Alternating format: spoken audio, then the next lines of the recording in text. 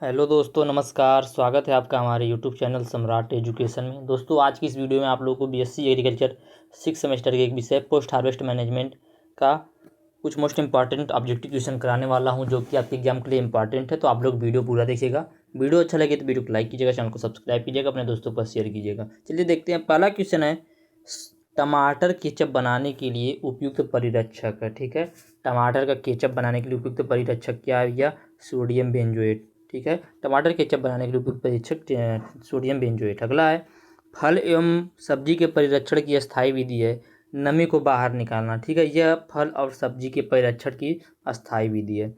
अगला है, रिफ्रैक्टोमीटर से किसका निर्धारण किया जाता है? तो कुल घुलनशील ठोस का। ठीक है, टोटल सॉल्यूबल सॉलिड का निर्धारण किया जाता है किससे? रिफ्रैक्टोमीटर से। याद रखिएगा, रिफ्रैक्टोमीटर जो होता है वह कुल घुलनशील ठोस का निर्धारण करता है। अगला है, सब्जियों में केनिंग की जाती है तो किस में की जाती है भैया? ब्राइन में की जाती है। ठीक है, सब्जियों का जो केनिंग है, डिब्बाबंदी है, वो ब्राइन में की जाती है। अगला है, केनिंग से पहले फलों की ब्लांचिंग कितने तापमान पर की जाती है? तो 80 डिग्री सेल्सियस पर। ठीक है, 80 डिग्री सेल्सियस पर केनिंग के पहले, डिब्बाबंदी के पहले जो फल होते हैं उनकी ब्लांचिंग की जाती है। अगला क्वेश्चन है, CFTRI स्थित है। तो CFTRI कहाँ स्थित भैया? मैसूर में स्थित है। ठीक है, बहुत ही इंपॉर्टेंट क्वेश्चन है, सब याद रखिएगा। पहली बात मैं बता देता हूँ। अगला क्वेश्चन है, जेली बनाने के लिए एक आदर्श फल में क्या होना चाहिए? ठीक है, यदि आपको जेली बनाना है तो आदर्श फल में क्या होना चाहिए जिससे अच्छी क्वालिटी का जेली बन सके? तो उसमें पेक्टिन और अम्ल होना चाहिए। ठीक है, उसमें पेक्टिन और अम्ल होना चाहिए जेली बनाने के लिए। ठीक है, अगला है, केले की सेल्फ लाइफ बढ़ाने हेतु संग्रहण का उचित तापक्रम है। ठीक है, यदि केले की सेल्फ लाइफ बढ़ाना है, ठीक है, किसी चीज़ की वैल्यू तभी बढ़ती है जब उसकी सेल्फ लाइफ बढ़ जाती है। ठीक है, सबसे बड़ी बात यह है। तो जब केले की आपको सेल्फ लाइफ बढ़ाना है तो उसके भंडारण के लिए, संग्रहण के लिए उचित तापमान कितना है? तो 12 से 15 डिग्री सेल्सियस। ठीक है, 12 से 15 डिग्री सेल्सियस जो है उपयुक्त तापमान है। अगला क्वेश्चन है, जेली के लाल रंग का कारण क्या है? ठीक है, आप लोग देखेंगे ज़्यादातर जो जेली होता है वो लाल रंग का होता है। तो उसका जो जेली का रंग लाल होता है, इसका क्या कारण होता है? तो इसका कारण होता है chairing of sugar. Chairing of sugar के कारण जो चेरी होता है, सॉरी जेली होता है, उसका रंग लाल होता है। ठीक है, तो पूछ सकता है कि जेली के लाल रंग का कारण बताइए, या जेली लाल रंग का होता है क्यों? चेयरिंग ऑफ शुगर के कारण। ठीक है, अगला है, मार्मलेड तैयार करने के लिए कौन सा फल सबसे उपयुक्त होता है? तो मार्मलेड तैयार करने के लिए संतरा सबसे उपयुक्त फल होता है। ठीक है भैया, संतरा सबसे उपयुक्त फल है मार्मलेड तैयार करने के लिए। आगे चलते हैं अगले क्वेश्चन पे। इसके पीडीएफ आप लोगों को यदि चाहिए तो डिस्क्रिप्शन में व्हाट्सएप ग्रुप का लिंक, व्हाट्सएप नंबर दिया गया है, मैसेज करके आप लोग इसका पीडीएफ ले सकते हैं। ठीक है, अगला, शीत गृह में भंडारित किए गए फलों की स्टोरेज लाइफ बनाने का कारण है श्वसन की दर को घटाना। ठीक है, यदि श्वसन की दर घट जाएगी तो उसकी जो स्टोरेज लाइफ है वो अपने आप बढ़ जाएगी। ठीक है, तो शीत गृह में भंडारित किए गए फलों की स्टोरेज लाइफ बढ़ाने का कारण है कि श्वसन की दर को घटाना। यदि श्वसन की दर घट जाएगी तो शीत गृह में भंडारित किए गए फलों की स्टोरेज लाइफ बढ़ जाएगी। अगला है, पोटेशियम मेटाबाइसल्फाइड का रासायनिक सूत्र क्या है? पोटेशियम मेटाबाइसल्फाइड का रासायनिक सूत्र होता है K2H2O7। ठीक है, K2H2O7 ये सूत्र होता है पोटेशियम मेटाबाइसल्फाइड का। अगला है, परिरक्षण की अस्थायी विधि है। ठीक है, परिरक्षण की अस्थायी विधि कौन सी है भैया? फ्रीजिंग। फ्रीजिंग जो है परिरक्षण की अस्थायी विधि है। ठीक है, इसको फ्रीजिंग करेंगे मतलब किसी चीज़ को हमें परिरक्षण करना, संरक्षित करना, समझिएगा, प्रिजर्व करना है। ठीक है, तो उसको फ्रिज में रखेंगे तो जब तक तो उसमें रखे रहेंगे तब तक तो क्या रहेगा वह क्या रहेगा? फ्रिज रहेगा, मतलब ठंडा रहेगा, वो प्रिजर्व रहेगा। लेकिन उसको बाहर निकालेंगे कुछ टाइम बाद, उस वह परीक्षण हट जाएगा। ठीक है, मतलब जो हमारा फ्रूट रहेगा या वेजिटेबल रहेगा वह संरक्षित नहीं रह पाएगा। ठीक है, तो परीक्षण की अस्थायी विधि है फ्रीजिंग।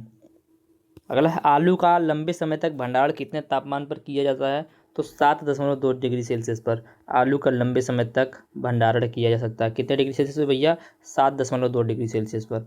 अगला क्वेश्चन है, डिब्बाबंदी हेतु उपयुक्त फल है। तो डिब्बाबंदी किस फल का किया जाता है? अंगूर का किया जाता है, स्ट्रॉबेरी का किया जाता है, केला का, लीची का, आम का, और भी कई फल हैं। ठीक है, लेकिन मुख्य रूप से अंगूर, स्ट्रॉबेरी, केला, लीची, आम। ठीक है, आगे देखते हैं, वाष्प पीलिंग की जाती है। ठीक है, वाष्प पीलिंग जो होता है वो किस में की जाती है? तो आलू और टमाटर में वाष्प पीलिंग की जाती है। अगला है, डिब्बाबंदी किस सिद्धांत पर आधारित होता है? तो डिब्बाबंदी जो होता है वो वायु निष्कासन सिद्धांत पर आधारित होता है। किस पे भैया? वायु निष्कासन सिद्धांत पर आधारित होता है। अगला है जैम में TSS होता है, ठीक है। जैम जो होता है उसमें TSS कितना होता है, टोटल सॉल्यूबल सॉलिड जो होता है, ठीक है। टोटल सॉल्यूबल सॉलिड या कुल घुलनशील ठोस कितना होता है जैम में, तो 68.5% होता है। कितना भैया, 68.5% होता है। और जेली में कितना होता है, तो जेली में 65% होता है, ठीक है। और स्क्वाश में TSS कितना होता है, तो कितना होता है भैया, 40% होता है, ठीक है। तो जैम, जेली, स्क्वाश में सब में TSS याद रखिएगा। TSS का पूरा होता है टोटल सॉल्यूबल सॉलिड। अगला है पहला फल परीक्षण एवं डिब्बाबंदी संस्थान स्थित है। सबसे पहला जो फल परीक्षण और डिब्बाबंदी संस्थान है वह कहाँ पर स्थित है भैया, तो 1949 में लखनऊ में इसको स्थित किया गया था, ठीक है। लखनऊ में स्थित है, 1949 ईस्वी में इसको स्थापित किया गया था। आगे देखते अगला क्वेश्चन, फ्रूट प्रिजर्वेशन से संबंधित कुछ महत्वपूर्ण प्रश्न यहाँ पर दिए गए हैं, ठीक है। तो क्वेश्चन है, भारत में फल एवं सब्जी उत्पादन का कितना प्रतिशत भाग परीक्षण में काम में लेते हैं, तो 2 से 3% भाग, ठीक है। इंपॉर्टेंट है सब।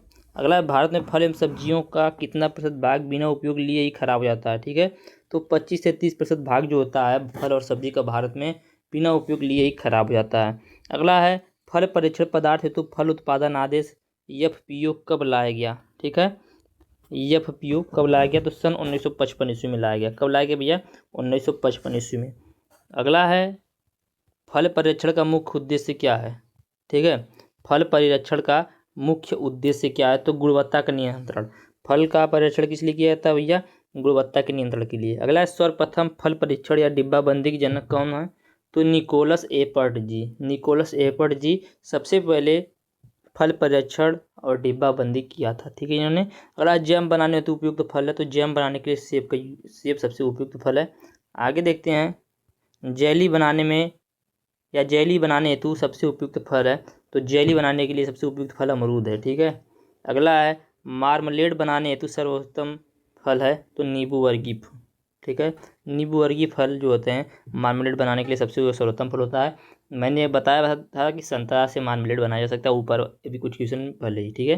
अगला, कैंडी एवं मुरब्बा बनाने हेतु सर्वोत्तम फल है, तो कौन सा फल है जो कैंडी और मुरब्बा बनाने के लिए सबसे उत्तम होता है, तो आंवला और बेर। आंवला और बेर जो है कैंडी और मुरब्बा बनाने के लिए सर्वोत्तम फल होता है। अगला है, भारत में सबसे ज़्यादा अचार बनाया जाता है, तो भारत में सबसे ज़्यादा अचार कहाँ बनाया जाता है, कैरी, ठीक है। कैरी का या कच्चे आम का, ठीक है। कच्चे आम का सबसे ज़्यादा अचार बनाया जाता है भारत में।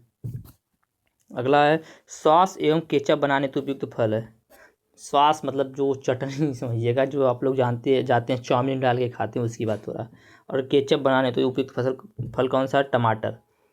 खाद्य पदार्थों में कितने प्रतिशत शर्करा परिरक्षण का काम करती है, ठीक है। खाद्य पदार्थ में कितने प्रतिशत शर्करा परिरक्षण का काम करती है, तो 66% शर्करा जो होती है परिरक्षण का काम करती है, प्रिजर्वेशन का काम करती है। अगला है, खाद्य पदार्थों में कितने प्रतिशत नमक की मात्रा परिरक्षण का काम करती है, तो 15 से 20% मात्रा जो होती है वह प्रिजर्वेशन का काम करती है। अगला है, खाद्य पदार्थों में कितने प्रतिशत मात्रा सिरका या विनेगर की परिरक्षण में डालते हैं, ठीक है।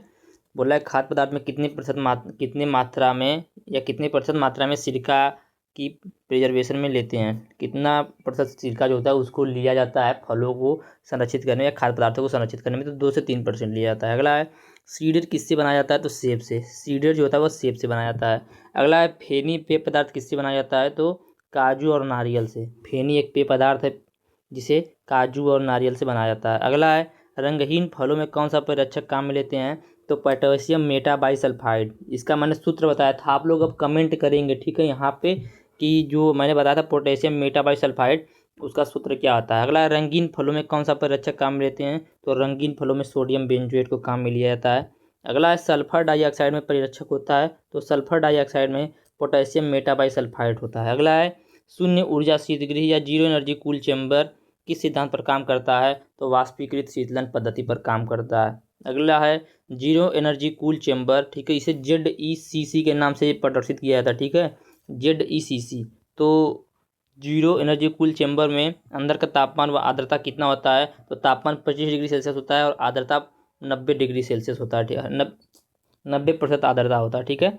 अगला है, सल्फर डाइऑक्साइड की कितनी मात्रा प्रिजर्वेशन के रूप में काम में ली जाती है या परिरक्षक के रूप में काम में ली जाती है, ठीक है, तो 350 से 500 ppm तक। अगला है, फल परिरक्षण में नमक और चीनी किस सिद्धांत पर काम करता है, तो परासरण पर, ओस्मोसिस ठीक है। अगला है फलों की डिब्बाबंदी के लिए शर्करा की सांद्रता कितनी रखी जाती है, तो 20 से 25%। अगला क्वेश्चन है सब्जियों की डिब्बाबंदी के लिए नमक का घोल रखा जाता है, तो 2%। सब्जियों की डिब्बाबंदी के लिए कैनिंग के लिए 2% नमक का घोल रखा जाता है। अगला है बालानगर, लाल शरीफा, अर्का सहन आदि किसी किस्म है, तो सीताफल की, ठीक है। अगला क्वेश्चन है आम की कौन सी किस्म डिब्बाबंदी के लिए सबसे उपयुक्त है, तो दशहरी। आम की जो दशहरी वैरायटी है सबसे उपयुक्त है डिब्बाबंदी के लिए। अगला क्वेश्चन है सब्जियों की डिब्बाबंदी में संसाधन का उपयुक्त तापमान कितना रखते हैं, ठीक है। सब्जियों की डिब्बाबंदी में संसाधन का उपयुक्त तापमान कितना रखते हैं भैया, 115 से 121 डिग्री सेल्सियस रखते हैं। अगला है फलों की डिब्बाबंदी में संसाधन का उपयुक्त तापमान 100 डिग्री सेल्सियस। तो ये कुल मिला जुला के आपके 30 से 40 क्वेश्चन थे, ठीक है, जो कि मैंने आप लोगों को बताया। और वीडियो अच्छा लगे तो वीडियो को लाइक कीजिएगा, चैनल को सब्सक्राइब कीजिएगा, अपने दोस्तों का शेयर जरूर कीजिएगा भैया। और इस वीडियो पे कम से कम 50 लाइक आप लोग कर दीजिएगा। 50 लाइक हो जाएगा तभी अब नेक्स्ट वीडियो आएगा। आप लोग लाइक नहीं करते हैं यार, बहुत दिक्कत होता है, ठीक है। और इसका PDF चाहिए तो डिस्क्रिप्शन व्हाट्सएप ग्रुप का लिंक, व्हाट्सएप नंबर दिया गया है, मैसेज करके आप लोग इसका PDF ले सकते हैं। धन्यवाद, जय हिंद।